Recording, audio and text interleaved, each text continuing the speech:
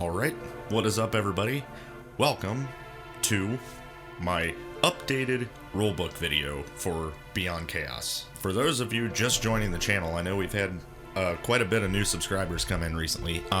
This is basically going to be my updated version of my old video that is now outdated because it's been many versions of Beyond Chaos since that video was made.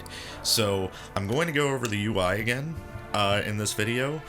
For those of you who already know how the UI works, even this newest version, will be timestamps below if you want to just like jump to my rulebook. Before I get started, I kind of want to talk about what Beyond Chaos is. Final Fantasy VI Beyond Chaos is something special, and I am super happy to have been a part of this community for so long. The community is awesome, by the way.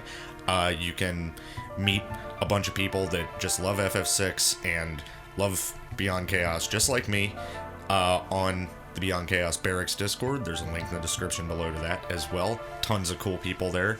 They're always super welcoming and will answer basically any question that you have. So definitely check that out. But yeah, Beyond Chaos is Final Fantasy VI, but turned into a randomizer. And there are a ton of different ways to play. I'm going to go over how I play as I describe the flags, and this will kind of give you an idea of what Beyond Chaos is for and why it's so freaking cool. But yeah, you can obviously play however you want to play. I'm just going to go over the flags and what they do, which ones I like to use in a standard playthrough for one of my runs. But yeah, before I get started, I do want to talk about just like a short history of Beyond Chaos. Abyssonym is the creator of the original Beyond Chaos randomizer, and he did a ton of work, still does do a lot of work for Beyond Chaos now. And then there was Beyond Chaos EX, which creator called Subtraction Soup came in and basically helped out to add new features and everything for a new version of Beyond Chaos EX. Subtraction Soup has since retired from working on BC EX. Its final version was version 5, and it does still have a lot of features in it that the current version of Beyond Chaos, which I'll talk about in a second, does not have. I'm not sure if they're working on integrating some of the features that aren't in the current version of Beyond Chaos from Beyond Chaos EX, but I wouldn't be surprised if they were. The current version that I use and that most of us use is Beyond Chaos CE, which is the Community Edition. It is on version 5.1.3 at the time I'm making this video, and that's the UI we'll be looking at and going over. Again, timestamps are going to be in the description if you want to just jump to my new rulebook. And yeah, let's just get into it, man, because I'm excited. Let's go. Also, it should be noted that I did begin recording this video before, and I got about halfway through it and realized, man, there's a lot of flags that I don't exactly know how they work. So yeah, I went to the Beyond Chaos Barracks Discord and talked to our resident Final Fantasy VI and Final Fantasy VI Beyond Chaos Encyclopedia, Cecil. Anytime you need to know anything, he's probably going to be lurking around the Discord, and we'll see your question and is usually one of the first people that answers it. But there are plenty of people in there that know a lot, players and developers alike. Abyssonym is in the Discord. He's also in my Discord if you want to join that too. That's in the description. There's so many people in there that knows so much about the randomizer and contributed so much. If I sat here and tried to go over every person who has contributed something to the randomizer, be it developer or player-wise, we'd be here all night. So, but yeah, anyway, let's just get into the UI. Okay, so when you bring up the Beyond Chaos randomizer, this is what the UI will look like. So, let's just start at the top here. So this is Beyond Chaos randomizer. It's CE, obviously Community Edition, the one that is continuously updated and will be continuously updated. This is a very active community, and if you become a part of it now, you're going to be involved in so much innovation. Like there was just recently a huge new thing added by Abyssonym, and it's just made the randomizer into a whole new experience, and there is no shortage of ideas and innovation in this community, so it's just going to get better. But anyway, let's just go ahead and start here. Up here is your input and output, so you're going to want to get a Final Fantasy III USA ROM and put that right here. You'll just hit browse and find where it is and put it in there. And then this is your output directory. This is where it'll output the new randomized seed. This is a seed number thing. You can put in random numbers if you want to spice it up a little bit. You don't have to. And then right here is how many seeds you want to generate. I do one at a time because I only play through one at a time. Right here, game mode. You probably won't see these drop-down menus just because of the nature of how I have it set up in OBS to capture, but I'll just go through them here. So normal game mode is the one that I use, which is just the base Final Fantasy VI game, and you play through from the beginning to the end, and there's just so much randomization. It's insane, and I love it. I will continue to do playthroughs of Beyond Chaos for the foreseeable future in this mode, so normal mode. And then there's race for like Kefka and Narsh. This basically is from the beginning of the game to the battle with Kefka in the Narsh fields. That's built to race. Like, the racing scene hasn't really been that active that I'm aware of in the community, but that could always change and people could get more interested in playing it as a race. Ancient Cave, if you've played a lot of randomizers, there are a lot of Ancient Cave modes and other randomizers. It's never really been my thing, so but if it is something you like, maybe check it out. I've never actually played Ancient Cave mode in Beyond Chaos, so it might be fun. I don't know, I might be depriving myself. Speed Cave, I assume, is just a variation on the Ancient Cave mode. Randomized Caves, same thing. And then there's the Dragon Hunt race, which, if I'm not mistaken, is just a race seed for like hunting down all 8 dragons, and whoever beats them first wins. But we do normal mode on this channel, and that's where I'm going to go from. Now, before we get into what all these flags do and the way that I use them, there are preset flags for anybody just getting into the randomizer. I guess I would recommend the new player preset flag for anyone just jumping in and they just want to experience Beyond Chaos in, you know, kind of a beginner-friendly way.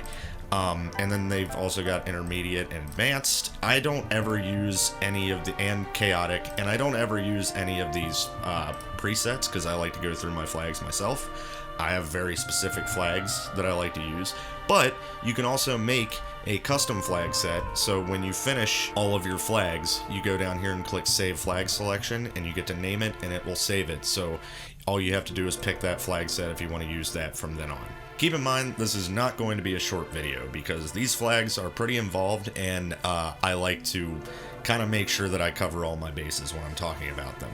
That way this video can stand the test of time for anybody jumping into BC to just reference if they're not sure what a flag does. So, let's go ahead and start with the B flag. This is make the game more balanced by removing known exploits. So basically this is your, if you're familiar with vanilla Final Fantasy VI, this is your Vanish and Doom and Vanish and X-Zone style exploits. You know, how you could Vanish and Doom basically every boss in the game. This removes that.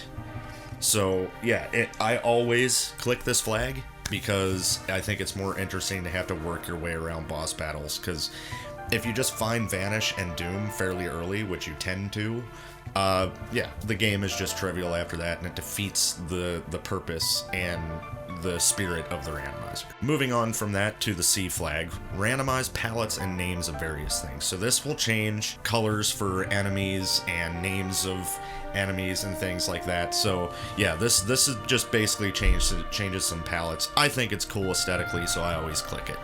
Pretty straightforward flag there.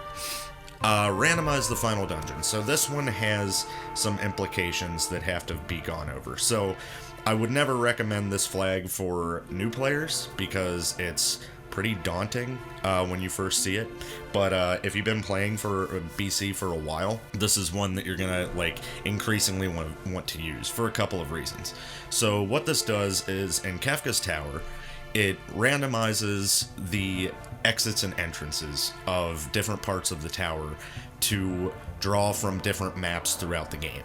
So if you have decent vanilla knowledge of all the maps and you know them very, very well, you may want to try this flag starting out, but at the same time, Beyond Chaos gonna be on Chaos, okay? So it might just mess you up. So basically, a scenario like this could happen where you walk into the first entrance of the first path of Kefka's Tower, and suddenly you're on the entire Narsh map. And every exit and entrance in the Narsh map can take you to a different map location, or it could loop you, and you have to keep tabs on where every door led. And you might have to backtrack to Narsh if you found the correct path, but you have to find another path to go to the button to activate a path for another group.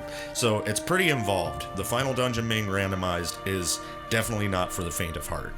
However, you are rewarded for doing so, because the Beyond Chaos community has created a butt-ton of special items that you cannot get unless you randomize the final dungeon, because it's a secret item in a secret room of Kefka's Tower that can only be accessed if you randomize the final dungeon. So, there's a ton of them. I don't even know how many secret items there are.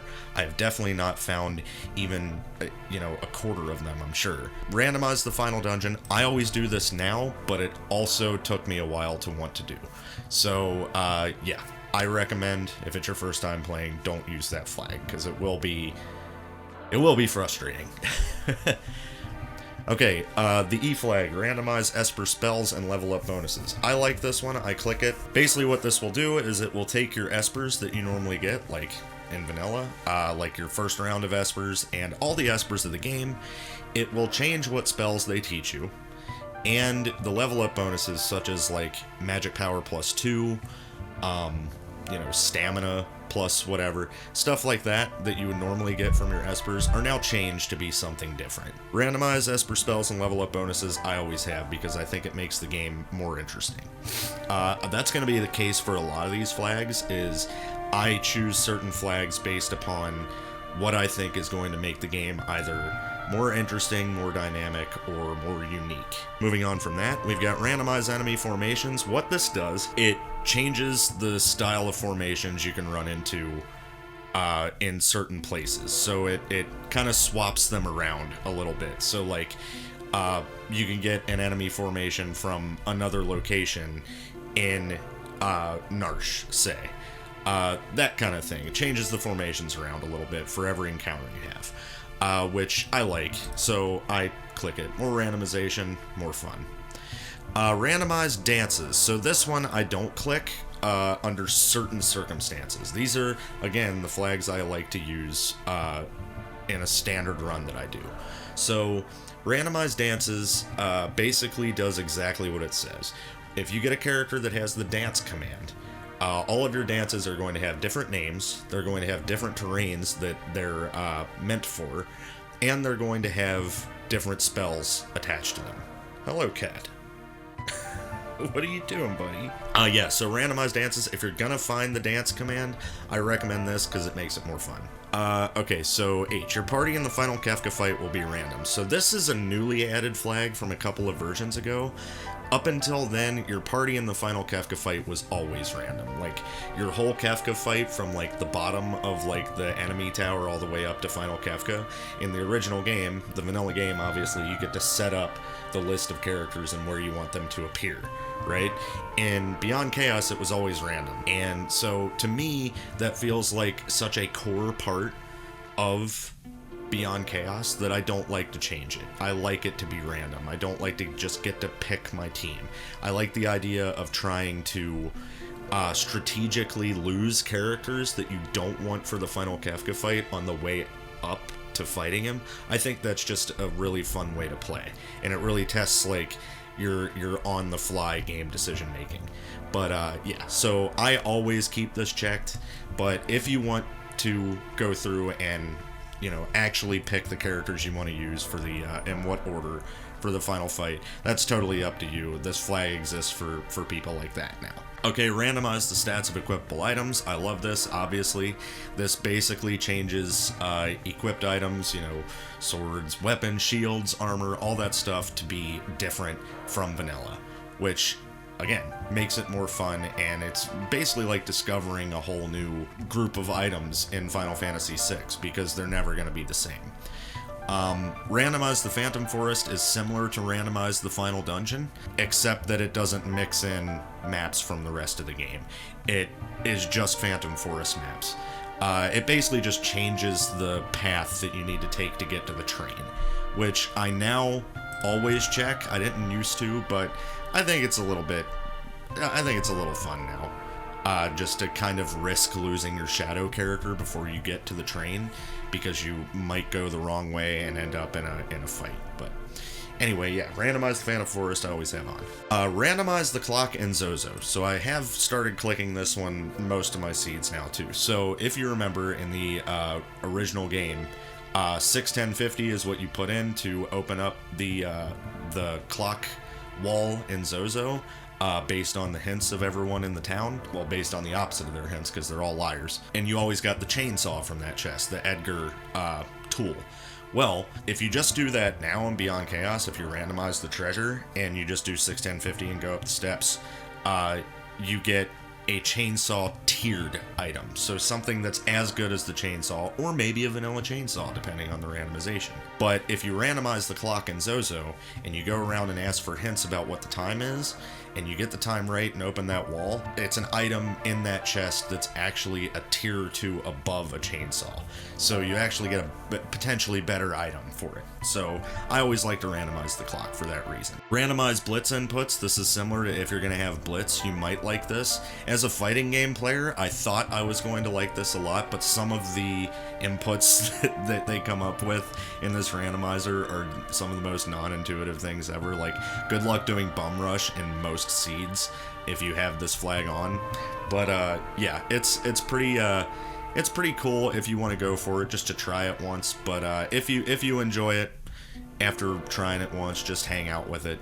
But yeah, I don't use that one even if I do have blitzes. Okay, so randomize enemy stats. This one I always have checked 2, just because, again, more randomization.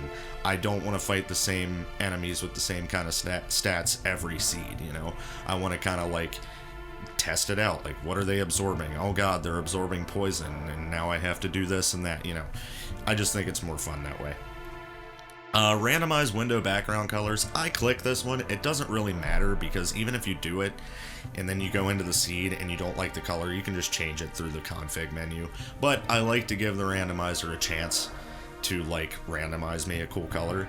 So yeah, there is that potential if you want to go for that. I tend to like to. Shuffle characters and battle commands. So what this does, if you were using like vanilla commands and you weren't randomizing anything at all, like, let's say that you just had all the vanilla characters with all their regular commands, nothing randomized.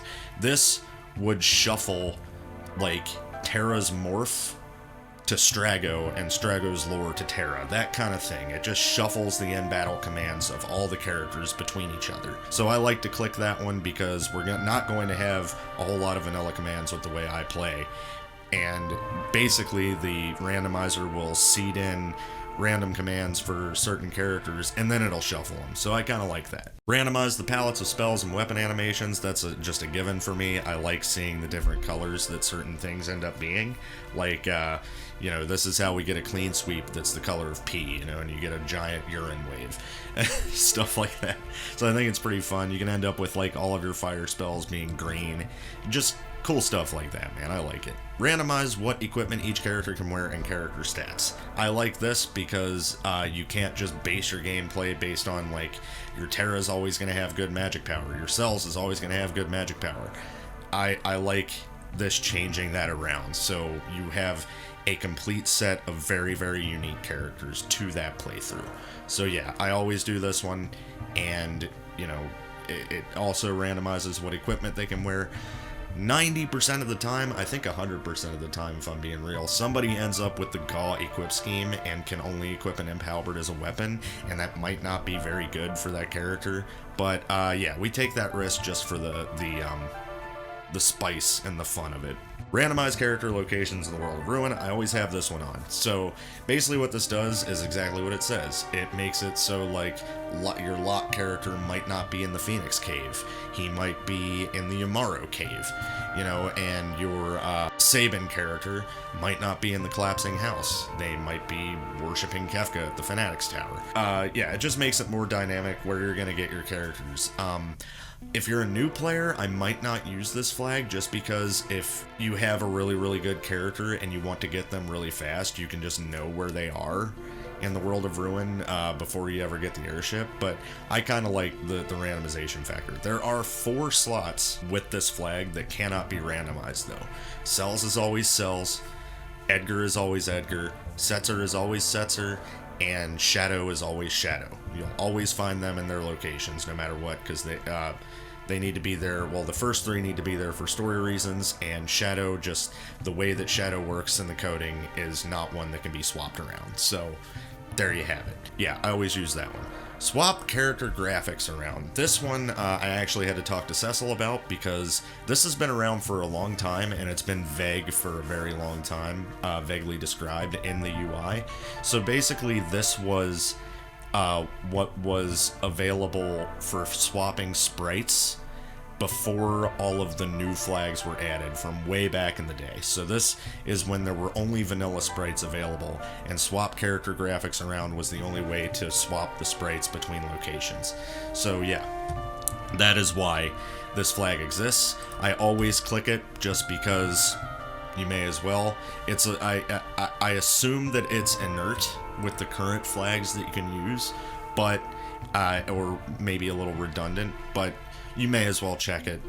I check it. Okay, so randomized treasure, including chests, coliseums, shops, and enemy drops. This is just bread and butter of any randomizer. You want to find items in different spots. The way that this randomizes treasure is by tier. So, you know, typically if you find a chest that's supposed to have like a tonic in it, it will probably have anything at the power level of a tonic, you know, so like an antidote instead. So this is how it works across the game with this flag active. The cool thing about this is if you have decent game knowledge from FF6, like vanilla game knowledge, you know where there are higher tier chests that you can go and get, and know that you're going to get something really, really good from those. Clocks tend to give really good stuff because they're elixir tier throughout the entire game. There are some chances where the clocks can always give you the same item because it's just randomizing the elixir, but usually like you'll get different stuff from clocks. So yeah, randomized treasure, always on. Umara risk. So I keep this flag on now. I didn't used to because it is a little scary, but at the same time, it's freaking cool as shit too if you get your Berserk character early. Basically what this does is makes a random one of your characters in any slot into the Berserker character. So you can start the game with a Berserk character, which I did last seed, and it was pretty hype. Or you can get them on the Velt or something, and suddenly you have a badass character that does a lot of damage, which is pretty cool because randomizing treasure in some spots, you could end up with a Blizzard Orb before the World of Ruin, or a Rage Ring. You can be chucking people or doing like a big dumb spell that's randomized onto the Blizzard Orb in the World of Balance. Pretty cool. So I like to use this one. And then generate new commands for characters replacing old commands. Yes, this is kind of Beyond Chaos's thing. This is how you get really cool commands made for the randomizer. It's like it can be anything, you know. Obviously there's some flags later down the line we'll talk about that affect it, but the gist is that you can end up with, let's say, Shrapnel as just a command. You can end up with Fire 3 as just a command. You could have Ultima. You could have Meteor, something like that as a command. Or, on the reverse side, you could have, like, Arm Miss, which is a giant list of spells and abilities that are randomly chosen when you pick the command and have a high likelihood of missing the target, you know. Like, it's crazy what can happen. And this is the reason why Beyond Chaos is so fun, if you ask me, is this creates unique experiences more than any other flag in the game. Generate new commands for characters, placing old commands, always on for me. Shuffle Magicite locations. So this one is kind of like, you know, when you get your Magicite in Zozo and you get it from like the auction house and stuff, they're swapped amongst each other basically in power level. You will never get something like Bahamut or Crusader or anything in the World of Balance, but you can get some pretty strong espers from the auction house because they're a little bit tiered higher because it's it's Zone Seek. You know, like you'll end up with. I've gotten Tritok and Alexander before I went to the Floating Continent before, which is super cool. And yeah, it's just a fun little flag. I recommend using it. Also, it makes for some pretty fun moments because Ramuh is also randomized, so the Esper that's actually talking to you in Zozo could be like Shout. Also, the Phoenix Cave will have a different name that your characters will say. It will not be the Phoenix Cave. It might be the Crusader Cave. You know, stuff like that. It's super fun. And then always have sprint shoes. Who wants to put a pair of sprint shoes in their relic slot if you can just always run? So that's always clicked too. Alright, the sprites tab. So this is what makes me so excited to go back to playing Beyond Chaos when I've been away for a little bit. Is this is like my bread and butter. This is like what I look forward to most. So we're gonna like go over these tabs in a different order than they're lined up here. So makeover. The makeover flag is the one that is the big one. So some sprites are replaced with new ones, like Cecil or Zero Suit Samus. So that little parentheses doesn't even say the half of it about this flag, because there are hundreds of sprites from hundreds of different games. You can end up with Chrono from Chrono Trigger. You could end up with Mega Man. You could end up with Batman. You can end up with stuff that isn't even from video games. You could have a bunch of random anime characters. You can have community members of the Beyond Chaos community as sprites, you know? There's endless possibilities. I'm not going to go over it in this video, but there is a way to actually go and edit the sprite replacement files and create your own categories for the kinds of sprites you want to appear. So there's that too. And if you want to know how to do that, check out the Discord. They'll probably show you. But I'm not going to do that in this video. So makeover is what does that. You need to have this flag activated if you want sprites that aren't vanilla. And let's go over the other flags here. So the way that you avoid having vanilla sprites at all, which is what I always do, is to click the no vanilla flag. So this makes it so that sprites from the vanilla game are guaranteed not to appear. Now keep in mind there are sprites in the sprite replacement pool of like custom sprites that are different versions of the vanilla characters, but they're not just the straight up vanilla sprites. So I always do no vanilla. If you still want a vanilla sprite to appear, you just wouldn't check that at all, because it's basically you're guaranteed to get at least one vanilla sprite. Or you can click the French vanilla flag, which still keeps the vanilla sprites in the pool, but it gives them equal weight to being rolled as all the other sprites, instead of guaranteeing that you get one or two. So that's up to you. I always click no vanilla because I want totally unique characters. I don't want to see any vanilla sprites. We've seen enough of the vanilla sprites from playing vanilla FF6, right? So then let's go over the other flags. Party is the other one that I like to click. The past few seeds I haven't, because I had a narrative thing that I wanted to do where my base 14 characters were randomized, but not the other NPCs. So Party basically makes it so the Kefka, Trooper, Banon, Leo, Ghost, Merchant, Esperterra, and Soldier are all included in the pool sprite randomization. This is how you get Kefka to be someone else that you're fighting instead of Kefka as a sprite, which can be really, really funny. And that's what we're going to be doing for our next seed. We're going back to that. But yeah, and then you get like a whole army of a random sprite with the troopers. Banon steals a sprite that you probably wanted. General Leo gets killed in Tomasa as some random character. Ghost, Merchant, Esper, you get the idea. So yeah, party on for this next seed I'm doing. But if you don't want that, you wouldn't do that, and they'd just stay where they are. But yeah, I usually keep that clicked. The other ones are, well, Clone Party here. Usually the randomizer tries not to pick similar sprites. So like, take Garnet, right, from Final Fantasy IX in her, like, dress. And Dagger Garnet, who's just in her yellow pants. If you don't have this flag active, the randomizer will actively, like if it was to pull one of those garnets, it would exclude putting any other garnets in the seed for you to play as. If you pick Clone Party, it will actively try to pick characters that are similar to the ones that it seeds before it. So yeah, that's up to you. The other ones are memes. Brave New World is all characters use the Esper Terra sprite. Don't know why you would want a bunch of naked Terras running around all game, but if that's your thing, that's your thing. And then Kupo, all party members are Moogles except for Mog. With Party, all characters are Moogles except Mog, Esper Terra, and Imps. So if you want a bunch of Moogles, go for it.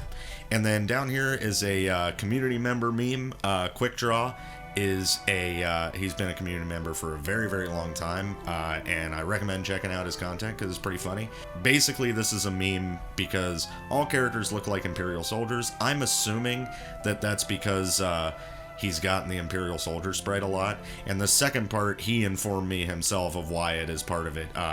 None of them have Gauze Rage skill because it is Quick Draw's favorite command in Final Fantasy VI Beyond Chaos, and he almost never finds it on a character. So yeah, that's the meme flag there. Moving on, now that we have Makeover, No Vanilla, and Party on, we're moving on to sprite categories. So my sprite replacement file is already curated to be like a list of 60 or so sprites that I like, that have the possibility to randomize into the 22 character slots. So you can do that yourself if you like I said. Somebody can show you how to do that, or you can just take what the randomizer gives you with the sprite replacement files and then come here and choose what kind of category you want the game to seed in sprites of. So like you have animals, anime, boys, generic, girls, kids, and objects. It's got this drop down menu here. You have normal, like let's say animals, right? I don't want any animals appearing as sprites in my seed. So you would go to no animals whatsoever. Or you're okay with animals, but you don't want a lot of them in the seed. You would go to hate animals. So you would only get maybe one or two. You wouldn't get a lot. Like animals would be give me more animals than I would usually get. And only would be only animals, and that would, if you click only on any of these categories, the other categories are null and void. They won't matter. So yeah, right now I'm keeping them all on normal, but yeah, you can basically just pick, like when we do our ladies night out seeds, I would just go to girls and hit only. So all of our sprites are girls. So some of these flags I have not used before, and I'm not exactly, I haven't experienced them myself, but I do know basically what they all do. So, collateral damage. This one, holy crap, I think it was Sophie Pilbeam in my Discord actually played through a seed of this, and I do not recommend it for anyone. New, advanced, experienced, nobody do this unless you have something to prove, because that's nuts. So basically what this is all equipment breaks for spells. Characters only have fight and item. Enemies will use items drastically more often than usual. What this basically boiled down to by the end of her run was so many enemies were just chucking weapons at her, at her characters, and doing quad nines, or breaking items for ridiculous spells that pierce defenses. So it basically turned into a grind fest. So again, if you have something to prove, go ahead and do this. I am super impressed that she made it through that seed. I think all of us in the Discord were, because we were all following along with her posts about it. But man, I would never ever do that. So yeah, it's up to you if you want to try, but there's your forewarning right there. So curse power is, this sets the number of battles required to uncurse a curse shield. I do 5 now, usually. I used to have it set to 1 because it makes sense. Like, you get a curse shield, you want to uncurse it immediately to be a paladin shield, right? You don't want to do 255 battles. However, there is a caveat, and why I do 5 battles now. Sometimes your curse shield can actually be teaching you a really good spell. And if you have it turn into a paladin shield too early, you won't learn the spell before it changes. So I like to do 5 battles because there's a decent amount of places in the game that you can find things giving you like 30 to 40 magic points, especially with a flag we're using later. So that's what I'd recommend. You'll find your own balance from playing too. 5 might be too low for you. You'll see. Okay, dance lessons. If I didn't use the flag we'll talk about later where I could get dance, I still wouldn't use this flag. It removes the 50% chance that dances will fail when used on different terrain. I like the potential that it's going to fail on the wrong terrain because it means you're taking a risk to try and dance, and you might stumble and waste a turn. So I wouldn't use this. So it basically just makes dances always successful. Moving on, this flag, Dancing Madwin. Dancing Madwin is awesome. So it says espers can only be equipped by specific characters, and there's a drop-down menu. You can choose the minimum amount of characters per esper. Random chooses the same random minimum for all espers, and Chaos chooses them separately. So choose the minimum amount of characters per esper. Would be, if you want to have multiple characters use the same esper, that's what you'd set for the numbers. Random chooses the same random minimum for all espers, so you would pick random and it would pick between 1 and 13, because that's how many espers there are, like 1 to 13, and it'll choose a random number there, and every one of your characters can equip that many espers. I like Chaos, because that's how it used to work without this drop-down menu, and that's the way I like it. So what that does is it chooses them all separately, so you can have one character that can equip like 3 espers, and then another character that just can't equip any espers. So you get a situation, you can get situations like where you have a character with a magic command who can't equip any espers or learn any magic, or then you have a character without a magic command who can equip like 5 espers. You know, like I just think it's fun that way, because you could have, it does raise the potential for having like a dead character, but you could also teach that, you know, magic command character stuff from equipment. So there's ways to work around it, but I like Chaos for Dancing Madwin. I love this flag. It's super fun. Okay, we'll talk about Dark World in a minute. We're gonna skip that for now. Easy Moto, this I've never used. I think it'd be very boring. All enemies have 1 HP. It's basically every fight you go into, it's like they've been fallen one at the beginning of the fight, and you just kill them with 1 hit, which is boring. I'm good. Electric Boogaloo, I don't use most seeds, and I'll explain why when we get further down, but what this does is it increases the list of spells that items can break and proc for, from just magic and some summons to include almost any skill. This will make your weapons proc more dynamic things, and breakable items will cast a lot more stuff. But yeah, we'll talk about why I don't use this flag in a minute. So EXP boost and GP boost, I usually go to 2 times now, and the reason for that is it doesn't really make the game any easier. What it does do is it cuts out some grinding towards the end of the seed that I don't like to do.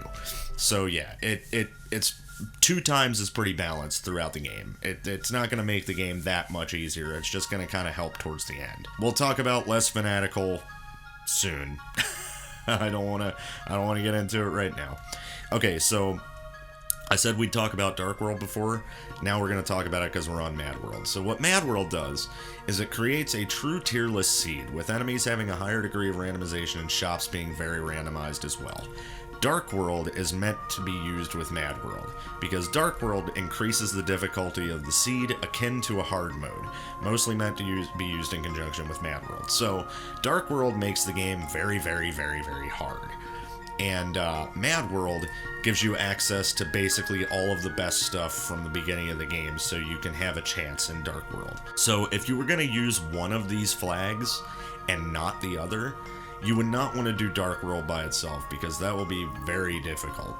But Mad World by itself, it will make the game incredibly easy a lot of the time. So for a very specific reason. So it makes the shops and drops and stuff very high tier. You could walk into the first shop in Figaro Castle at the very beginning of the game and be able to purchase Illuminas for 200 GP. or economizers for 50 GP. You know, the only downside to Mad World, in my opinion, is that your sell price for items is drastically low.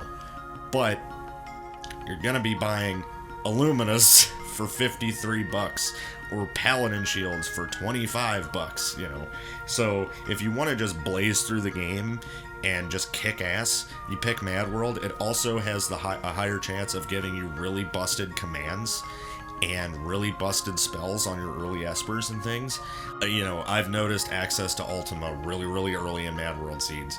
Also, Meteor commands and Love Token as a command and stuff happens a hell of a lot more with Mad World. So that's up to you. They can be really fun just to like mess around with some of the busted stuff.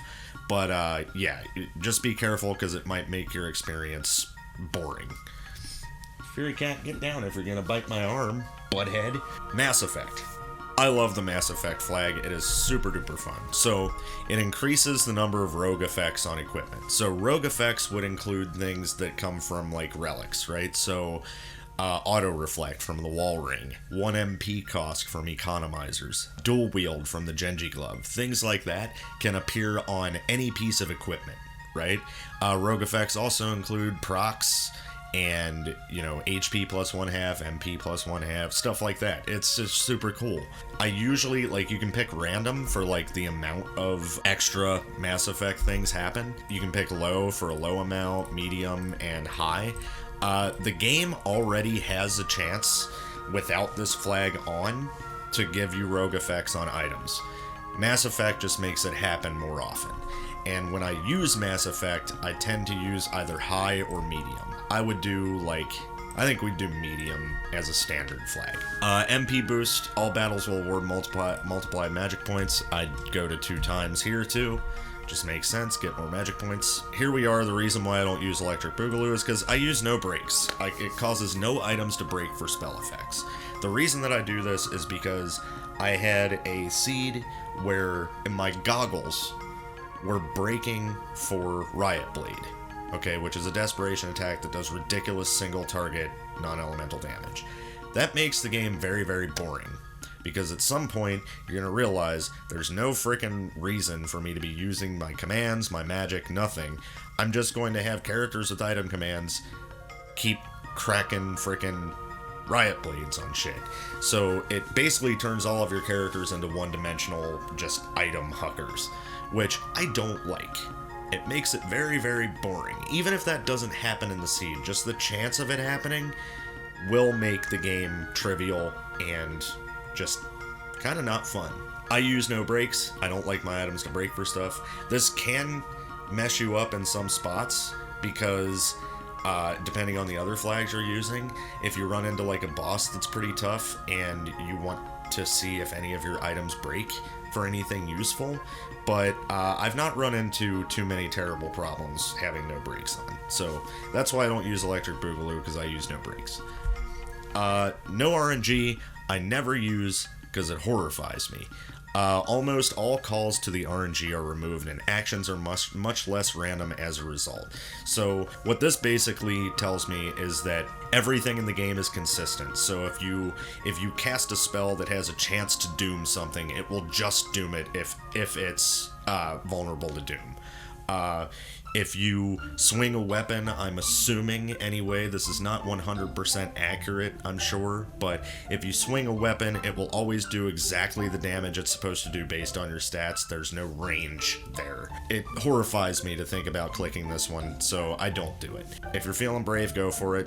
Report back to me and tell me how it went. Plays itself, I don't use either. This flag is kind of nutso. It's basically all characters will act automatically in a manner similar to when Coliseum fights are fought. So the whole game is played like the Coliseum fights, which can be bad, really, not just because you don't get to control it, which means you really don't get to play the game. In the Coliseum, there are some commands that just cannot be done in the Coliseum, like that the game ignores based on the virtue of how the Coliseum fights are fought. So I think that would happen a lot in a Plays Itself seed too. So yeah, I've never done that, and I probably never will. Random bosses is a great flag that I love to use all the time too. Causes boss skills to be randomized similarly to regular enemy skills.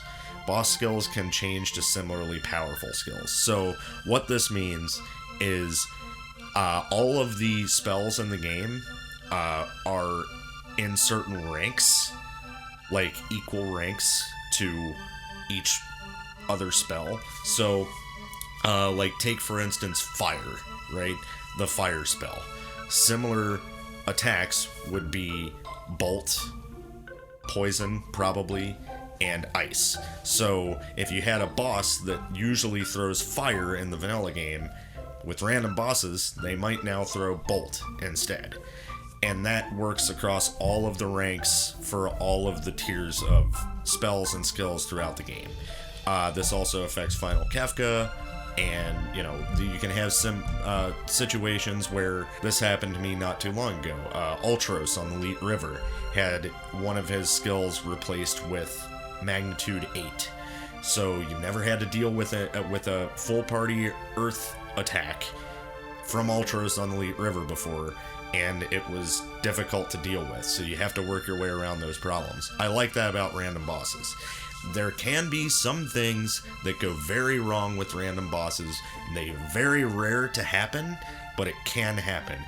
We will talk about that a little bit later when I'm going over my rulebook, because there's a very specific thing that happened that can happen with random bosses that I'm going to tell you how to work around.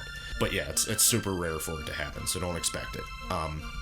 Most of the time, I use random bosses all the time, and I've gotten through all of my seeds. All of my seeds but one without that thing happening. So yeah, it's a pretty safe one to use. Rush for power.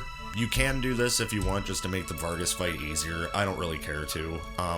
It reverts the Vargas fight to only require that Vargas take any damage to begin his second phase. And the thing about that is, I've not really used this flag before. It's basically like you hit him once after the bears are gone, and then it jumps into the Sabin part of the fight. I don't know if that makes it so you can't outright kill him without having to do the Sabin part. So I just don't do this, because there's a good chance you could have a move that does over his max HP, and you can just skip the Sabin fight altogether. So I don't know if Rush for Power removes that chance or not, but I just like to keep it off. Sword Tech Speed alters the speed at which the Sword Tech bar moves. If you're doing the flag, that I'm going to use later, you don't need to worry about this, but if you want to have the chance for Sword Tech to appear in the seed, there's Fastest, Faster, Fast, Vanilla, and Random. So you can pick Random, and it'll pick between all of those options for what rolls into the seed, because Sword Tech is kind of slow in Vanilla. But I would just pick Fastest just to make Sword Tech useful, because that's what made Cyan not a fantastic choice for near end game, or actually mid game. Cyan wasn't a great choice because Sword Tech just takes so long to charge, you just have to sit there and wait. But Fastest and Faster, it fills up, you'll be doing cleave in like half a second. So Unbreakable, obviously I don't use either, because none of my items break because of no breaks, but if you wanted to do that, causes all items to be indestructible when broken for a spell. So if you have an item that can break for something, you can just infinitely use that item for that spell with this flag. Alright, Aesthetic Accessibility tab. So Alas Draco, I use this one every time. It randomizes various aesthetic elements of the opera. So this is just for fun and theatrics, because it's the opera. It'll change the story of the opera a little bit, some of the names. It will change Maria, Rolse, and Draco's sprites to be something different, and it'll change the thing you throw off the top of the castle at the end to a different sprite. Sometimes, usually. This is how you can end up with like a grandfather clock throwing the slave crown off the castle, a ghost dancing with, I don't know, Kefka. You can have all kinds of things happen with this, and it's just fun. And your sprite categories and sprite seeds do not affect this. It acts on its own from a different pool of sprites, so you don't have to worry about it affecting any of this stuff. Bingo Boingo, it generates a bingo table with various game elements to witness and check off. The ROM does not interact with the bingo board. So I don't do this. You can. On my bingo runs that I've done on my Patreon and stuff, I make my own bingo cards for my own objectives to achieve. But this does actually take what the ROM seeds in and makes a bingo card based off of it. Outside the game, which you can use, but the reason that I don't is because my bingo runs are Kefka at Narsh length, and this flag does not take into account whether or not you're going up to Kefka or you're going through the whole seed. So it doesn't know not to give you objectives that are in the World of Ruin when you're going to finish in the World of Balance. So I don't do that. But you can if you want. It's probably pretty fun to go through a whole normal run with a bingo card, which we might do one day. But for now, I just keep it off. Caps lock off. Names use whatever capitalization is in the name list instead of all caps. I don't care about this. I keep it off because I use caps for all of my character names anyway, because it's what I'm used to seeing from the vanilla games. So yeah, if you think it looks better to do it the other way, do that. We'll go to Johnny D. Mad first to explain these two. Johnny D. Mad randomizes music with regard to what would make sense in a given location. There are a ton of music tracks from a ton of different things, games, movies, everything in the randomizer that can be playing in the background of anywhere you are. And Johnny D. Mad picks ones that will make sense for where you are and what's happening. I don't use that one anymore because I like Johnny A. Chaotic because it's super fun and it can make some hilarious scenes happen. Johnny A. Chaotic randomizes music with no regard to what would make sense in a given location. So you could end up with a track that makes sense for what's going on at the time, or you could get Secret of Mana Dwarf Village music during the scene when Sid dies, you know? That's what I love about that flag, so I always have it on. Nicer Poison. This was a newer addition to the randomizer that I love, and I have on all the time now to save me from bleeding from the eyeballs. It drastically reduces the pixelation effect of poison when in dungeons. So when you get poison in the vanilla game, you remember how it jitters all the pixels around? Well, now what it does is it just makes a static pixelation instead of wiggling when you walk, which is way better for your eyes, especially for us old, washed up fogies that are still playing Final Fantasy VI in 2023. So yeah, I recommend that one. Not a Waiter. Okay, so this one is one of two flags that are culprits for having things go wrong with them with each new version and having to be patched. So just by virtue of that, even if they work totally fine, I tend not to use this one. And for other reasons too. But up to Kefka at Narsh, the vast majority of mandatory cutscenes are completely removed. Optional cutscenes are not removed. So yeah, if you just want to blaze through the World of Balance, like the first part of the game, and not have to sit through the cutscenes, use this flag. Keep in mind there are some things that it interacts with that could be a problem that we aren't aware of. But it might work perfectly. I just don't use it because, one, just the fear of that, and two, I like the cutscenes. I like to see the wild sprites that I've gotten interacting with each other in cutscenes and come up with cool stories for why they're all there. But yeah, you can use that one if you want. I tend not to. Remonstrate. So it's awesome that this is part of the randomizer now. Before it wasn't. So what this does, it replaces monster sprites with sprites from other games. So basically it takes sprites from a bunch of other crap and will make your monsters look like that instead. Before, you had to actually have an external program called Remonstrate and seed in the seed file from Beyond Chaos with it by going through a couple of hoops, and then even then it might not seed properly. Now, Remonstrate is part of Beyond Chaos proper and is in the UI, which I love. So I always use this because it can lead to some hilarity. But yeah, I would do this as a basic flag just to have because it's fun. Remove flashing. I love this tab because this removes flashing, like the flashing strobing effects from the game. But it's got three options. Vanilla, which doesn't remove any of the flashing. It's got all, which removes all of the flashing effects, and then it's got its own category just for Bum Rush, because Bum Rush is assaulting to the senses. It just flash, flash, flash, flash, flash, flash, flash, flash, flash. So I usually just turn on the Bum Rush tab for it, because I don't really care about the other flash effects. In fact, I kind of like them for the aesthetics of a lot of the spells and things, but Bum Rush is just a little much. And ever since I had a seed where I rolled Bum Rush as a command and used it for a long time, a lot, I'm good on seeing it flash. So yeah, I usually just highlight Bum Rush. Alright, moving on to the field tab, we have BSIAB, which is bullshit in a box. So it greatly increases the variance of monster in a box encounters and removes some sanity checks, allowing them to be much more difficult and volatile.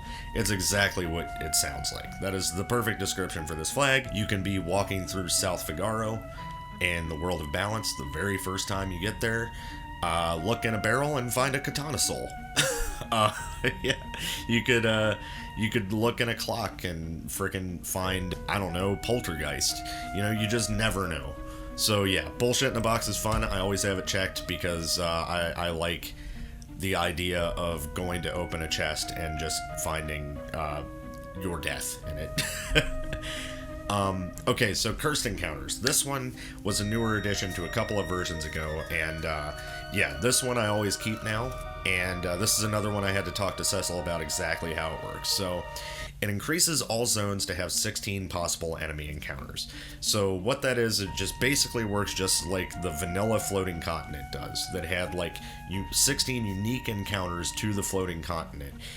They also did something similar with the Velt, and it's a lot of technical jargon of how it exactly works, but basically it turns every location into the game into a similar situation as the floating continent. So in Narsh, at the very beginning of the game, your random encounters are 16 different enemy encounters rather than like 4 to 5, I think, is usually in there. So yeah, you have a lot more chances to run into stuff you're just not ready for, and it as I've said with a lot of these flags, it just makes it more fun to figure out how to get around some of the encounters.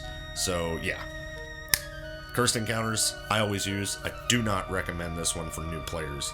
Don't touch it until you've done a couple of seeds, because it will wreck you and you won't know what to do. Dearest Malulu I don't use. I never have used. I guess it could be interesting. I don't know. No random encounters occur, so there's just 0 random encounters. Items that alter encounter rates increase them, which means if you have the Charm Bangle equipped, you'll get some encounters, even if you have this flag on. And if you have the Moogle Charm equipped, you get in an encounter every step. That's why it says EXP flag recommended, because you want more EXP for the less battles you're fighting. So yeah, you could do that if you wanted. I'm good on that. Same with Fight Club. I don't use this one either. It does not allow you to see the Coliseum rewards before betting, but you can often run from the Coliseum battles to keep your item. I'd rather just see what I'm betting for. Like this, I don't know who this flag is for, because I just think it's kind of dumb. Like, what, you risk something really strong and then fight against something and you just like get the item and you're like, that wasn't worth it, and you just wasted time. And you just reset. So yeah, I don't use this one. I think it's kind of dumb. On the other hand, Mime Time is really fun. So Gogo will be hidden somewhere in the World of Ruin disguised as another character. Bring that character to him to recruit him. So this was actually, what's really funny about this is this was actually something that was supposed to be included in the vanilla Final Fantasy VI game. This was how you were supposed to recruit Gogo in the beta. He'll just be somewhere, and he looks like one of your characters, and you have to bring that character that he looks like to talk to him, and then he'll reveal who he actually is, and you recruit him. That's how it works in the randomizer. So this can be fun. He can be in a lot of different places. He can be at the top of the Zozo Tower. He can be in a random shop just hanging out somewhere, and you always want to be on the lookout for him as you're going through the game. If he looks like a character that you have, you just get him right there, and you're like, oh, cool, I had it. Or you could get all your characters all the way up to, like, before you go into the Phoenix Cave and realize, and then find Gogo and realize that he looks like the character that you have to get from the Phoenix Cave. So you have to go through the whole Phoenix Cave before you can get your mime. It's just a cool flag, and I love it. I love my mime hunt every game. So yeah, we keep that. I'll skip more fanatical, we'll talk about that in a minute. No monsters in a boxes if you want the exact opposite of BSIB. You just don't want to ever worry about running into them when you open a chest. So if that's something you're into, go for it. Questionable content is just a quality of life thing. If a piece of equipment has an effect on it that is different from vanilla or has significant stat changes from the vanilla item, it'll have a question mark next to it, including in the shop. So before this flag was implemented, you would have to just guess if you think something's going to have a rogue effect on it. Like, a lot of the time I would just buy every relic in the shop and keep resetting and checking each one to see what it does, if it had an extra effect on it. Now you can see if it has an extra effect on it in the shop if it has a question mark next to it. So great flag, always keep it on. Random boost, this one's weird. So 0 to 255 is the range you can put in here, and it increases the strength of randomization for chests, steals, drops, skills, and Esper spells. So this is basically like a curated version of Mad World. You can kind of decide how busted you want things to be, and if you just put 0, it literally makes it so that any item can appear in any chest and be in any drop, any steal, anything. So if you were gonna do 1, I would just say 0. But yeah, I tend to keep this one off because it's just, it makes it a little too busted when you're getting, you know, an Illumina drop from Welk. No thanks. Okay, Relic My Hat. This one, I do like this flag for quality of life reasons. It combines the equipment and relic menus and makes shop menus more informative. I love this one. There are a couple of things that will throw you off if you're anything like me. One, it removes the relic menu from the menu, and yeah, if you're used to like hitting down till you get to the relic menu to mess with relics, it might screw you up a little bit. Also, unless you're paying real close attention when you're scrolling through the characters on your list from each one of their menus, like with the R button, you don't see their portrait anymore in their equipment menu because it had to make room for the relics. So that can be difficult to pay attention to who you're actually on. It happened to me a couple times since this flag has been created, but I still like it though because I like having single menus. And then Warring Triad, I'm gonna have to do one of these seeds eventually. The player will start in the World of Ruin with all of the World of Balance treasure chests, along with a guaranteed set of items and more lures. So basically this is like if you just want to play half the game, starting from the World of Ruin. This could be fun to do for like a bingo seed in the future, but yeah, I would never do like a seed where I skip the whole first half. I think it wouldn't be as fun as just playing the whole game, but yeah, do it if you feel like it. Okay, we're almost done here. So all combos, all skills that get replaced with something are replaced with combo skills. So what this does is, like I was saying earlier, you can get like a Meteor command or an Ultima command or something like that. What this flag does is makes it so you will not get single commands. You will get dual combo commands. So let's say you were going to get Ultima. Well, now you might have Ultima and Meteor combined as a command, which would be Ultimeteor, right? It makes for some funny names for commands too. The first one that comes to mind is I had a character from a seed a long time ago that had Lullaby and Lagomorph as a combo skill, so it was Lullaby Lagomorph, which sounds like a children's book, which is friggin' awesome. Yeah, so yeah, some of them are just really, really funny, and some of them are just really, really good, and some of them are really, really useless, like Lullaby Lagomorph.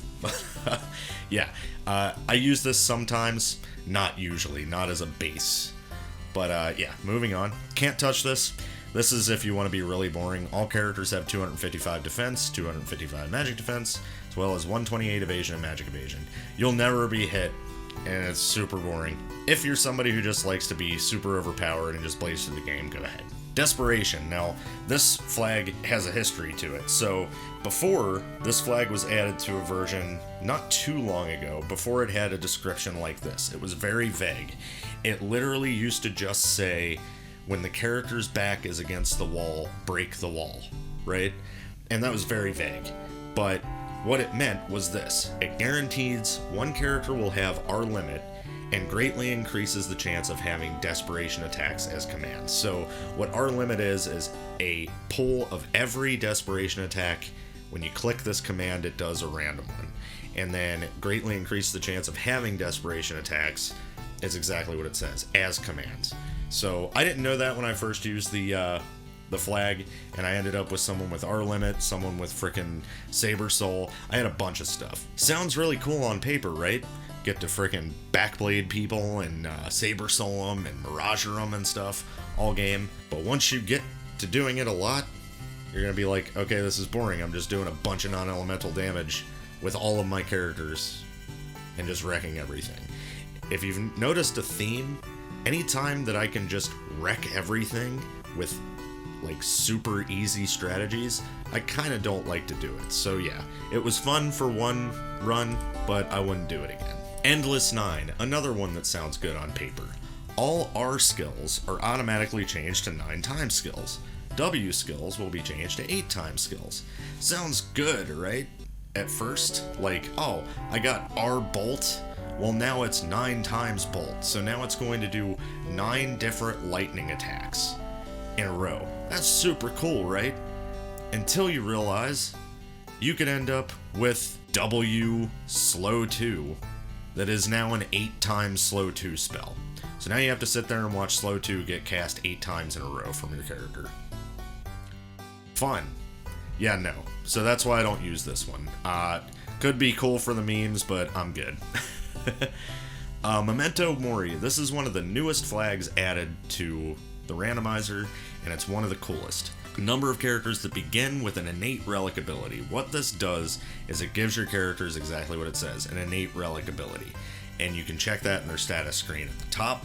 It will have the relic that is equipped on them forever. This lets you drop down and go to however many characters you want to have that. I always, since it's come out now, I'm always going to do all 14 characters have an innate relic, because I think it's really cool. You could end up with your very first character in the World of Balance, your Terra character, having an Economizer innately equipped. Or you could have them with a Cursed Ring innately equipped. Or you could have a Wall Ring and you'll be reflected your entire life. So yeah, it just makes it super fun, man. The dream, the absolute dream that I am hoping for one day is that I get my Berserker character and their innate relic is the Rage Ring or the Blizzard Orb. I want to see that happen so bad. Maybe one day. Okay, so Metronome. This is what we did for our recent bingo run with the nuns. All characters have Fight, Are Chaos, Magic, and Item as their skill set, except for the Mime, who has Mimic instead of Fight, and the Berserker, who only has Are Chaos. So, Metronome, pretty cool, but only if you basically make the rule that you're always just going to do Are Chaos. Because if you still have a Magic command by the end of the game and you do a whole game like this, you're just going to start using Magic and ignore Are Chaos, because why? I don't think I'd do that for a whole run, but it was fun for the bingo. But that's up to you. Natural Magic. This one's interesting. No espers or equipment will teach spells. The only way for characters to learn spells is through leveling up if they have their own innate magic. You can only learn spells from leveling. You'll never get them from espers, you'll never get them from equipment. Could be interesting, but I like to be able to learn magic. Let's just put it that way. So I don't use this one. Natural Stats, on the other hand, is pretty cool. No espers will grant stat bonuses upon leveling up. I kind of like that because you basically are stuck with whatever stats your characters have, and you have to like build around them. But I don't always use it. In fact, most of the time I don't use it, because I do like espers with stat bonuses, and being able to like build my characters based on what they can get better stats in because of their espers. But it is a cool one. Okay, no combos is the exact opposite of all combos. You will never get a combo skill as a command. It will always be a single command. So if you like that, go for it. Penultima. Ultima cannot be learned by any means. I don't click this one, but I might start doing it because, yeah, Ultima is busted no matter what. Just anytime you get it. By the end of the game, beginning of the game, Ultima is just busted. But, yeah, I might start clicking this one, but we'll talk about that a little later. Okay, this is the flag that I use always active. It's replace everything. All vanilla skills that can be replaced are replaced. This is why I don't use the Dances flag or the Blitzes flag, because those are replaced with brand new commands. I don't like to use the vanilla commands that much in Beyond Chaos. If I wanted to do that, I would just play vanilla FF6. There are some that do not get replaced no matter what because of coding issues.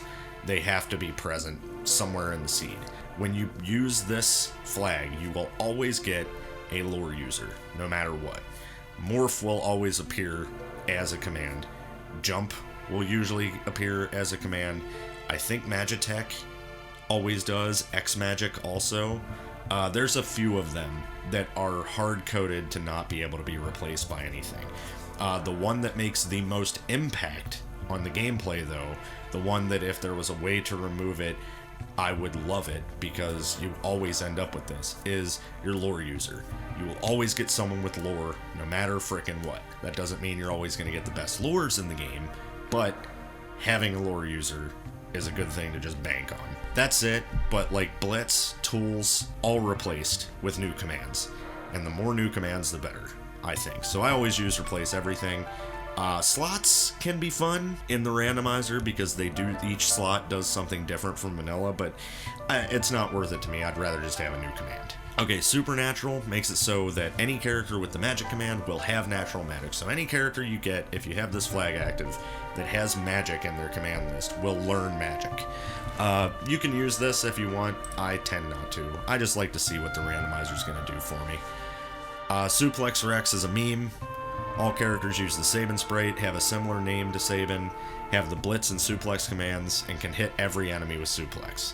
So if you just want to go hammer slammer and suplex the crap out of frickin' everything forever, go for it, but not my scene. The Experimental tab.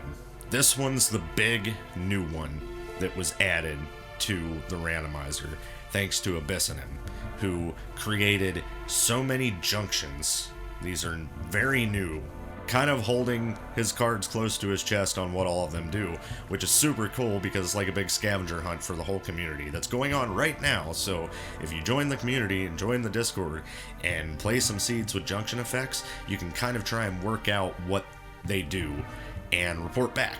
Because Cecil, I'm pretty sure, is the one compiling an entire Excel sheet of the ones that we've discovered and what they do, what we think they do, and the ones that we've confirmed with Abyssonym. It's really, really fun right now. It's a super cool time to get into Beyond Chaos. But anyway, let's go over what this actually is. So junctions are made up effects. So they can be attached to equipment, relics, espers. We'll go over that. An example of a couple of them is like Blood Mage, right? Where if you have this piece of equipment on you that has this junction, that character will now use HP instead of MP to cast spells. What else? A Vampire, right? If you equip this piece of equipment or whatever that has Vampire on a character, now every attack they do will be a HP draining attack. Just cool shit like that. That's not even scratching the surface of how many junctions there are. It's just ridiculous. Like SOS Golem, Quickening. What was the other one that we got? Battle Cry, or Victory Cry. Yeah, there's a ton of them, man, and we're still discovering more. And every new version of Abyssonym's like, hey, I just came up with a couple more, throw those in, So this is really cool time. But let me just go over these flags. Effect Moss is attach random effects from the Junction patch set to equipment, excluding relics. Low potential for soft locks. Soft locks, there is more potential for soft locks if you use these flags at all. But yeah, there's different variations of how much of a chance for soft locks there are. But I have not run into any yet. So I always use Effect Moss. I always will. I've only done one seed so far with junctions. But yeah, I will always use this. It excludes relics, but we'll talk about that in a second. Effectory is attach random effects from the junction patch set to relics. Low potential for soft locks. We'll talk about that in a minute. Effectster is attaches junctions to monsters, rages, some statuses. I've not used this one, it scares me. I don't exactly know what this one does, but judging by it, yeah, it's a little scary. Esper Cute GF. This is actually characters gain the traits of equipped espers. Casters can change equipped espers mid-battle. Another one that I had to talk to Cecil about. So the gist of it is what I thought it is, even though I haven't used it yet. So here's the scenario, okay? You equip Tritalk on a character. Tritalk is 3 elements: lightning, fire, and ice. So you equip Tritalk on a character. When you attack, your physical attacks are now fire, lightning, and ice elemented. Also, you have resistances to those elements. Things like that happen. Or scenario 2, you equip Seraphim, a healing Esper. Now all of your attacks heal, and you have resistance to holy, you know, stuff like that. We're still not exactly sure what every Esper's effects are, but that's the gist of what that flag does, which I might use in a future seed. I'm not sure yet, but for now, no. Esper effect. This is the other one that I have on with Effect Moss. Attach random effects from the Junction patch set to Espers. I like this because this can be removed and equipped, similar to this stuff. Yeah, you can, because of this next flag, actually use the Junction patch for relics, because Jigento Jori sets it so that the innate Memento Mori relics, the ones that are innate relics to characters, retain their Junction effects, or you can turn that off. And if you turn it off, they don't, because that's a little scary if you turn this on, because again, high potential for soft locks. So let's say your character has a peace ring innately equipped, and the peace ring's Junction effect is like vampire when it's HP draining or something, and it just so happens to be equipped on like Cian when he's fighting the leader, and the leader randomized to be a zombie, and the only damage you can do with it is with physical attacks. You don't have any other way to do damage. You're draining HP, which means you're dying slowly from attacking the zombie because it's a zombie. That's what it means by soft locks. So yeah, I haven't had the relics one set yet, but yeah, I think for now, for the next few seeds, I'm just going to continue doing Esper effect and Effect Moss and not the other ones. Moving on, Strange Journey, I have no idea. It's a prototype type entrance randomizer similar to Ancient Cave, includes all maps and event tiles, and is usually extremely hard to beat by itself. This is super experimental. The scenario not taken, this is the other culprit, the other one that's infamous for breaking with new versions. Just because of the coding being weird. Changes the way the 3 scenarios are split up to resemble Power Panda's Divergent Paths mod. I've never played Divergent Paths, but yeah, I did use this flag in the Null Stars seed, and it was cool, but almost every new version of the randomizer, somebody finds a way that this breaks the game, like in certain scenes, and you can't progress. So I tend not to use this one. Again, even if it works perfectly, even if the bugs are all worked out, I don't think it's worth it enough to have all 3 of the scenario splits be equal length to turn this flag on and have the potential to mess something up. I just leave it off, man. But it's up to you guys if you want to use it, of course. And then Tray Effect. This is the last one on this tab, and it also scares the hell out of me. Monsters inherit the junction effects of held items. Medium potential for soft locks. So monsters will inherit the junctions effects of items that can be stolen from them and items that they can drop. So you have no idea what the hell they're going to have, and it's really hard. It's probably really hard to tell what they have. I trend towards not wanting to use this flag either. So these 2 are the only ones I'm using right now until more information is gathered for me. And then we go to the game breaking tab. I wouldn't recommend using any of these. Airship just gives you the airship to use whenever you want, but you can mess stuff up by doing stuff out of order. Equip anything is similar to the Game Genie code I used to use on my Super Nintendo, where you could like equip anything you wanted, and it has funky effects. And then Sketch just enables the sketch glitch, like it says, not recommended unless you know what you're doing. So that's all the flags except for the 2 that we skipped. So let's go back and we'll talk about the 2 that we skipped. Okay, so let's talk about the Fanatics Tower first of all. So in Beyond Chaos, the Fanatics Tower has been turned into a super dungeon. All of the level magic enemies that you fight in the Fanatics Tower are the actual level of their names. So if you fight a level 90 magic, it's actually level 90.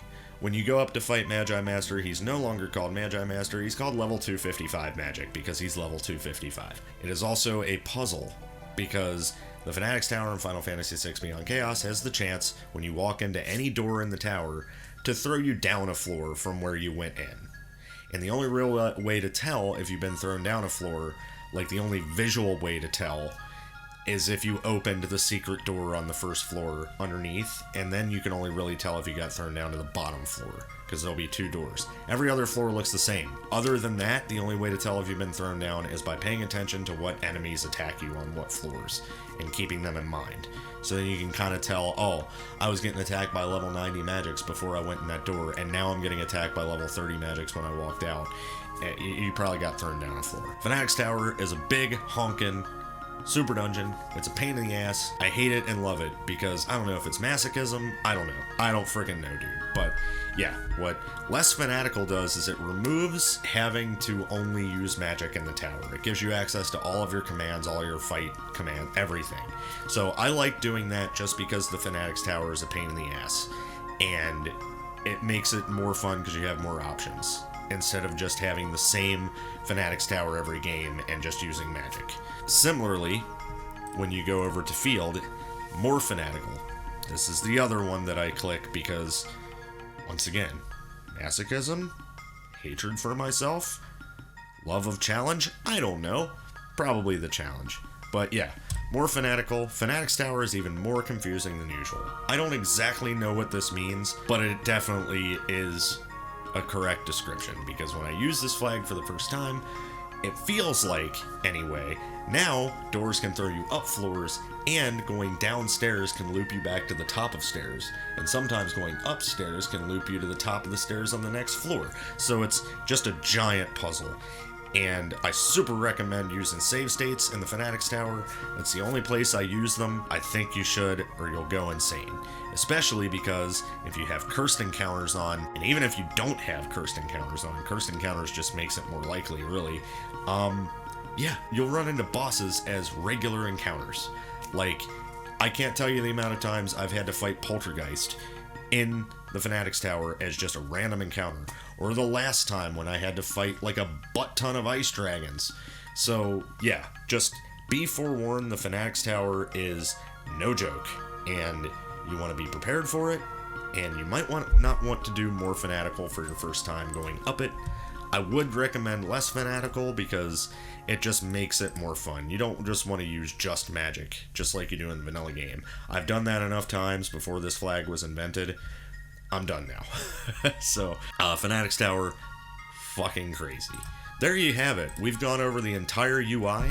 What you will do at the end of this, now that we have all of our flags enabled that we want to do, you could just go to Save Flag Selection and then, like, name it, like, two-tone flags or something. And that will make a new preset that says what you called it, and it will save it. And when you're ready, you go over your flags again, double check them, make sure that it has everything on it that you want. Then you'll click generate, and it will start the generation process, and you'll wait for a while. The remonstrate takes a little bit, but it's not too long. And then it will output your new seed into your output directory and open up your favorite Super Nintendo emulator and go at it, man. I use SNES 9X. You can use ZSNES, whatever the hell you want. I recommend SNES 9X. I've used it my whole life, and I love it. So, yeah. Anyway, that's it for the UI. So next, we will move on to my personal rulebook. I want to be very clear that you do not have to follow my rules. This is for me to reference back to and for you guys to have context for how I play. So these are basically just rules that I use for myself, and they are subject to change at any time, but for now, this is the rule set I go with. But let's just get into it, man. Alright, my personal rulebook. This is updated from the last one, don't pay attention to the last one, but we will start it the way we always start it, because thanks to this channel, the number one rule will never change, it will always be the same. Rule number one, don't trust dinosaurs. So this happens a lot less now that Remonstrate is a thing, but back in the day before Remonstrate, whenever you ran into an enemy, a random enemy, that looked like a Tyrannosaurus, or a Brachiosaur, or anything remotely dinosaur-esque, it almost always did something really scary. Like Ultima, Meteor, Meteo, Fallen One happened to me from dinosaurs. They could do all kinds of scary shit, just because of the way the randomizer was. It always made dinosaurs scary.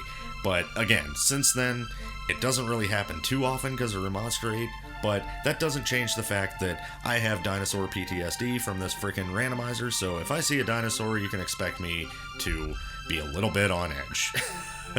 Overcast, too, happened to me. Frickin' Overcast from an unrunnable fight that had 65, 535 HP and couldn't be instant killed.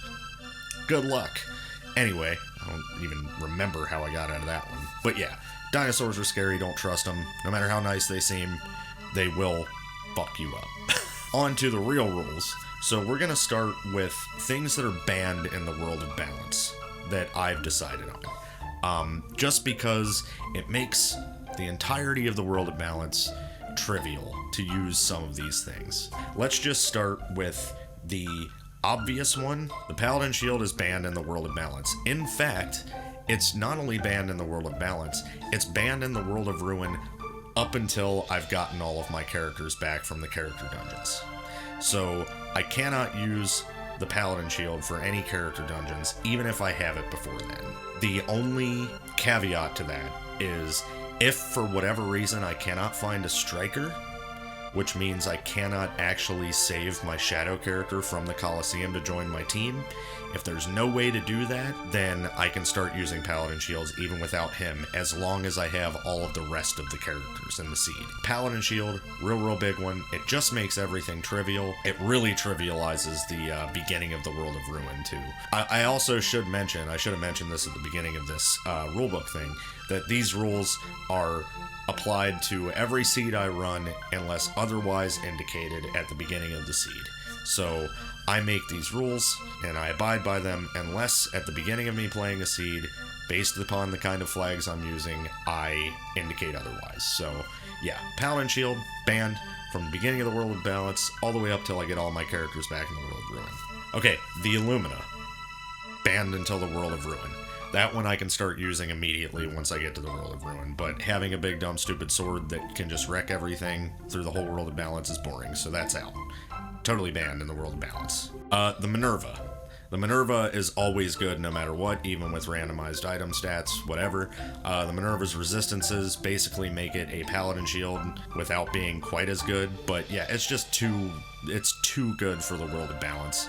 You're just gonna steamroll through stuff because they're not gonna be able to hurt you too much. Also, Behemoth Suit, another new addition along with the Minerva. Behemoth Suit is out too. No matter what it randomizes to be, it just has ridiculously good stats, and it's too good for early game, so not till the World of Ruin. The Economizer and Economizer effects. Anything that gives me the ability to cast my spells for 1 MP is banned until the World of Ruin, except in the case that it randomizes onto an innate relic that a character has equipped. So if somebody has the Economizer equipped as their innate relic, I have no choice but to use it, otherwise that character's just a dead character. Like, I could throw them on the airship and just never use them until the World of Ruin, or I could just not use magic with them, but that's stupid. If the game gave it to the character to have innately equipped, I'm going to take advantage of it, sorry.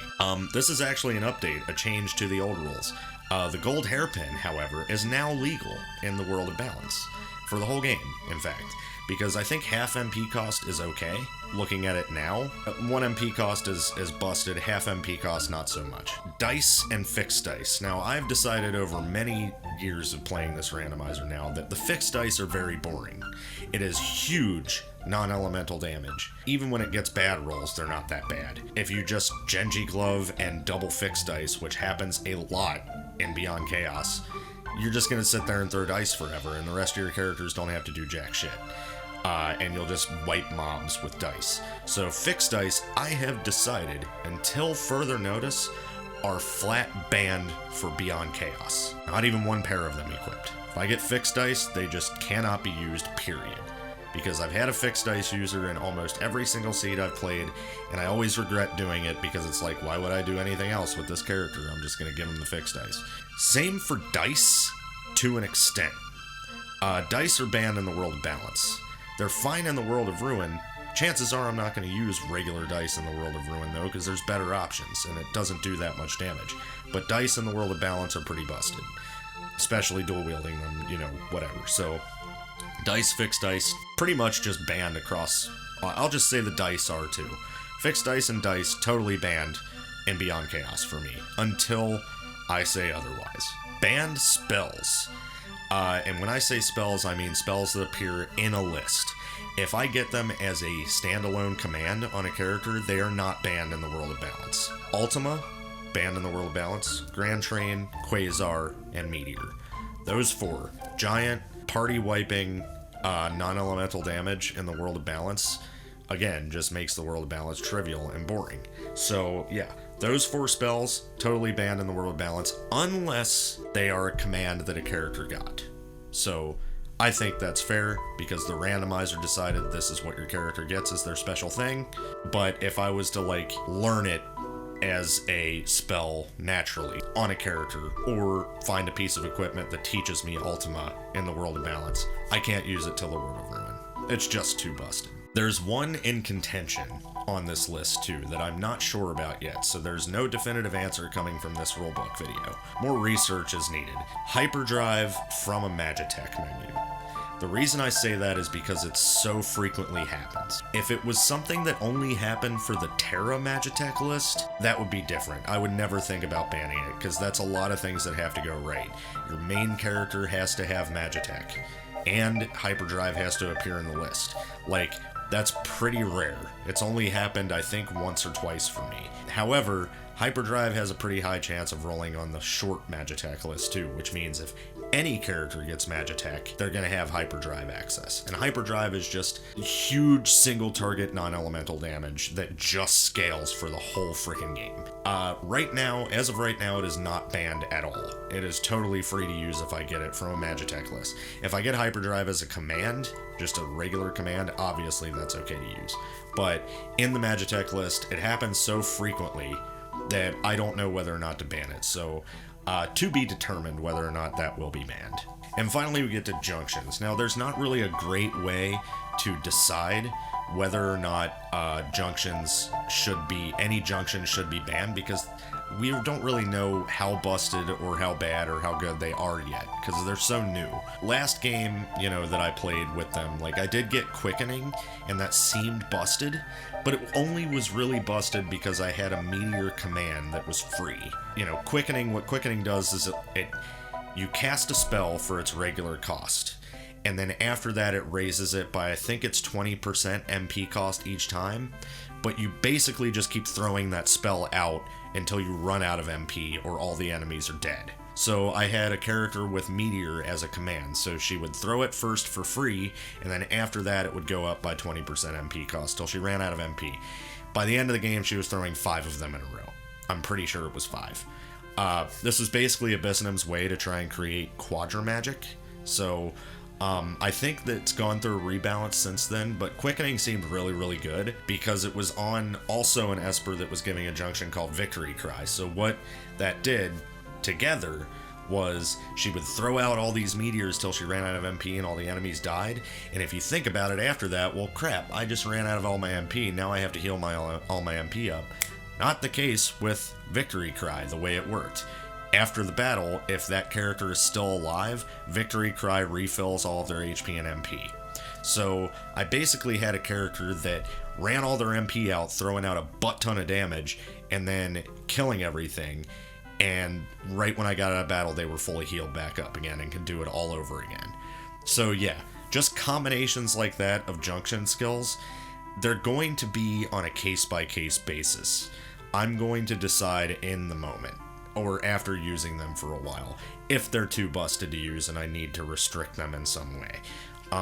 Basically, it's going to be the vibes clause. Like, if it feels too busted, it probably is. That, I'm not exactly sure how I'm going to go about that, but mostly because I haven't experienced using the junctions enough yet. But we will continue our research on that one, and yeah, just understand that it's going to go off of how I feel at the time. Okay, so now bringing up the 2 codes that I have that, full disclosure, I will use sometime if I have to, and they are absolutely a last resort.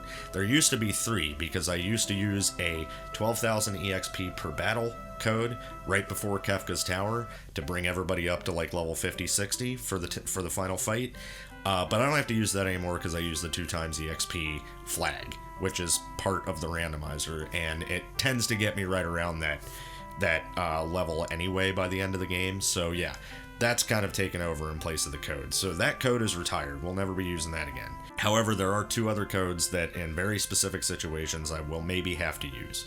One of them I've actually had to use before. Talking about random bosses earlier, when I mentioned some rare thing that can happen because of random bosses, it's only happened to me once, but I'm going to point out what it is now. I ran into Ultros on Esper Mountain, and he had Baba Breath that replaced one of his skills. So, if you know the vanilla game, Baba Breath is the thing that Foombaba uses to blow away your characters in his first phase, so that they get moved back onto the airship and now you have to fight him with less characters. What happened on Esper Mountain, we don't have an airship at that point. So Ultros blew away 2 of my characters, and I got blown all the way. I actually blew all of my characters out of the battle, and we won the fight because it made us leave the fight, but it soft-locked me because now those characters are gone. There's no airship for them to be on, they're out of my party, and you can't continue the game without them.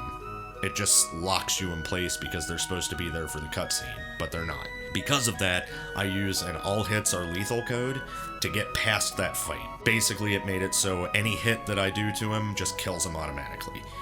I had to do that to get past that. That's the only time I've ever used that code, and I don't expect to have to use it again unless that specific kind of thing happens. If I ever run into a situation like that, that code will be used. Second code, I've never had to use this one yet, because it's only been something I've found since Cursed Encounters came out. And I did a Dark World seed with Cursed Encounters, right? So I really just have it as a contingency. If I literally cannot get past something, period, because the encounters are just too busted, I have a hidden Moogle Charm code that basically makes it so that I can get through a place with no encounters at all. I have not had to use it yet. I hope I never have to use it. Usually I'm able to get through everything that I have to get through just with, you know, vim and vigor and my brain and my big muscles and shit, which aren't big. Sorry. Anyway, those are the only codes that I'll ever use though. So that's basically it. That's my new rulebook. Everything is up to date now for this version of the randomizer. So thanks everybody for watching this video. I hope if you're new to Beyond Chaos that you're excited. We have our new seed coming up very, very soon. I wanted to get this video done so that I could get to playing it. I'm actually going to be using the UI to roll a new seed soon, and if you want to see me actually roll the seed, when I roll the seed, I will be doing that on the Patreon. There's a link in the description below to my Patreon if you want to go there and support me a little bit more directly. Also, a link to the Discord, to the Beyond Chaos Barracks Discord, and to my personal Discord. Join one, the other, both, doesn't matter. It's really cool communities on both sides and a lot of overlap, obviously. I'm super excited to get back to Beyond Chaos, man, so, and I hope you guys are too. Like, subscribe, leave a comment below. I'm always reading comments. Whatever you feel like doing, man. No pressure for any of that stuff. But, yeah, I will see you guys soon. Peace.